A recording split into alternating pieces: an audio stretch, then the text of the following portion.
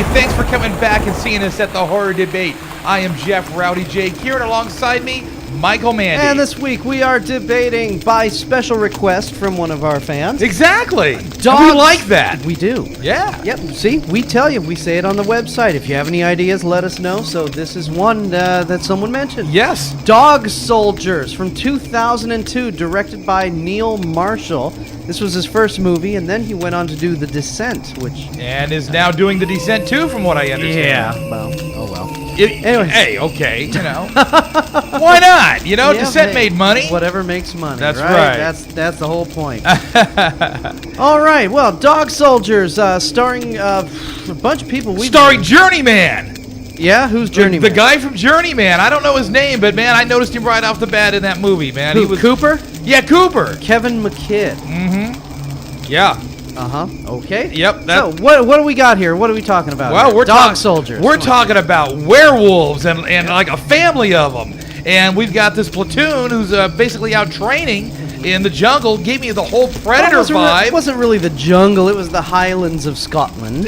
Axl Rose was out there singing, "Welcome to the..." No, he wasn't. No. He wasn't. But they're out there training, okay? And basically what ends up happening is they run across one of their own who is wounded. And he's saying, "Oh, they're gonna rip you apart. They're gonna blah blah blah." You know, he's giving them all these warnings. They're saying, "Who are you talking about? Who?" Well, basically, first what happens is they're all camping, and a dead cow flies from the sky, and down lands in the middle of their powwow, right? And did you notice how they all just kind of shrugged it off as being a natural act? Maybe we'll check this out in the morning. Yeah, dead cows fall all the time out there, I guess. I guess so. You know, but anyway, so they finally get the idea that there are werewolves, but they don't believe it. Of course not. Right? Who would? So, and I got to tell you, man, I enjoyed this. I got the Predator vibe right away. Yeah, and that started... I mentioned that. That started to turn me off, but then once they find the cabin, then it becomes more of a Night of the Living Dead vibe. Yes. You know? I love the situation where they're stuck in the house, much like the Night of the Living Dead.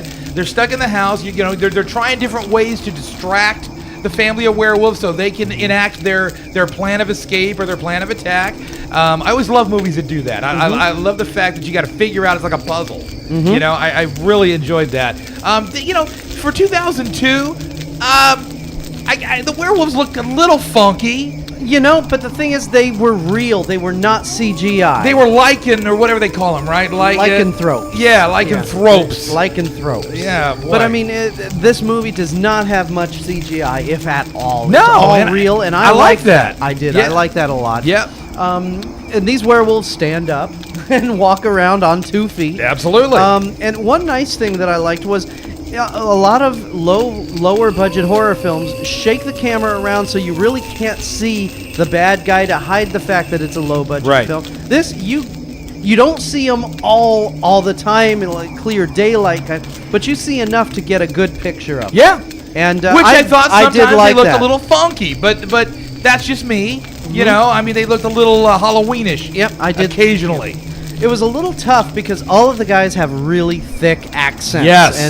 And with a lot of them, when the movie starts out, they have on those skull cap kind of things. Yeah. So it was kind of hard to tell who was who. You know, I mean, because if this was an American film, you'd have one African American. But did it really matter? After a while, you got to figure out who was who. Yeah, I mean, it didn't really matter though. Right. You know, I mean, the strong characters stood out, the weaker characters blended together. You know. But once they got to the house, then their characterization started to show through, Yeah. and then it's like, oh, okay, I know who that is. Well, I can totally see why our listener wanted us to do this movie, because this is right up my alley. I like this sort of thing. Up your what? Up my alley. I'm telling you, this is good stuff. I actually, you know, like I said, cool. I get into these type of stories. You know, and the characterizations were really good. Number one, and number two, also, you know, you had the shiftiness of the characters. You know, the people who you think are on your side may not be on your side. Things of that nature happen, and it was, and that happened like twice or 3 times throughout the movie, right? You know what? The thing really impressed me though was the sound. The sound was killer.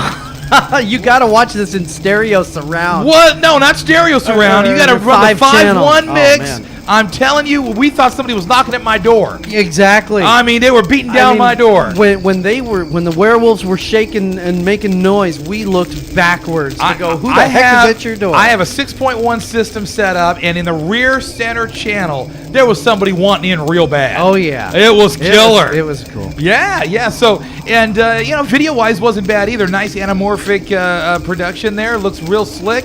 You know, I don't have a lot to complain about here. This was fun. And I could watch this again at Halloween, Mike. Yeah, this and would be happy. Mm-hmm. You know, another film we did, American Werewolf in London. Yep. I didn't really care for that much because Nope. I grew up on all the old Lon Chaney werewolf movies, and American Werewolf in London was basically the same plot as every other werewolf movie. Even the Jack Nicholson wolf, Michelle Pfeiffer. Yeah. Guy turns into a werewolf, discovers it, has to have his girlfriend kill him. I mean, that happens in all. This was a fresher take on the werewolf genre. Yes. Even though it heavily borrowed from Predator and Night of the Living Dead, sticking werewolves in it was a good, refreshing werewolf film. Night of the Living Predator? Night of the Living Werewolf. Yeah. This was a good mixture. I liked it. Yeah. I mean, fun. this director knew what he was doing, man. He knew how to kind of mix a lot of action, good camera angles for the action. Like you said, everything was visible. You know, good blood and gore effects. Yeah. You know, we thought there was this one scene. I got to go back. You remember what I'm talking about? Oh yeah. We thought there's this normal dog, right? Who's with the soldiers, right? They picked him up like at the residence that they're in. Yeah, he right? got left behind at the house. Yeah. So he's the one of the guys basically got split open, and his intestines are hanging out of his gut. So they try him back in. They gotta pack him back in while he's conscious. And right? Screaming and too. super glue him back together. That's why they invented crazy glue. I am not exaggerating, right? So dog comes by. Well, during this whole thing where all the werewolves are trying to get in the house and all the surround sound's going nuts, right? With the dog, they switched this scene with the dog. He's like a collie or something. It's a Shetland sheepdog. Is that what he is? Yeah. He looked like a collie. Anyway, he comes up and he's pulling on the bandage that they have around this guy. It looked like. But we thought he was pulling on the intestine. We both howled. We went, oh no! I mean, it was a good moment anyway. We'll always remember that about this movie. Remember when we thought that was the intestine? Yes, we did. Yeah. Well, good stuff, man. I mean, kudos to the young lady that sent us the email and said we want you to do Dog Soldiers, man. I never heard of the movie. No, never. And I can't believe that I never heard of this. Yeah, you know? this came out 2002. This was 6 years ago. Yeah, but I mean, Usually you would we're up think on somebody things. would have told us something about this flick, right? Yeah. But I guess not a lot of people know about it. But now we do. Maybe because their accents were so thick, people said, "Oh, this is a foreign film." But you know what? I understood these guys. I mean, granted, it was hard to understand them, but I understood these guys better than I did the American Werewolf in London. I mean, they were sitting in that bar. They could have been talking Puerto Rican. I wouldn't have known any difference. You know what I'm saying? I mean, that movie. Didn't I tell you halfway through this one? I said I'm halfway expecting David Naughton to just pop out. You know, the guy that played the guy turns into a werewolf. Mr. Dr. Pepper. Yeah. So anyway. I enjoyed the heck out of this thing, Mike. I mean, I'm gonna rate this thing high. Yeah. I'm gonna rate this thing high. I'm giving it a 4. Yes, it's definitely a good 4. Yeah, it's a strong 4 too. Yeah. And the other thing is that the director knows when to pull back from the action. He gives you a lot of long action scenes and a lot of stuff is going on, but then he pulls back and gives you a rest. Yes. And then he shoves it back on and then gives it a rest. He plays the tempo with this really good. I thought at the beginning, it started out a little slow. That's what I was gonna say. I thought at the beginning, man, it was just gonna drag on. Yeah. But boy, did it pick up. Yes, it did. Oh, I love 0 to 60 in no time. I love it. Good film. Good film, and 4 stars. we want to definitely encourage you guys to email us, write in, tell us what you want us to do. That's how we did this movie. It's the only way we found out about this movie, and we're high off of it. We're digging it. Good I want film. Dog Soldiers too. I don't want Descent 2. Somebody stop this guy. Yeah. We want Dog Soldiers too. All right, I'm Michael Mandy.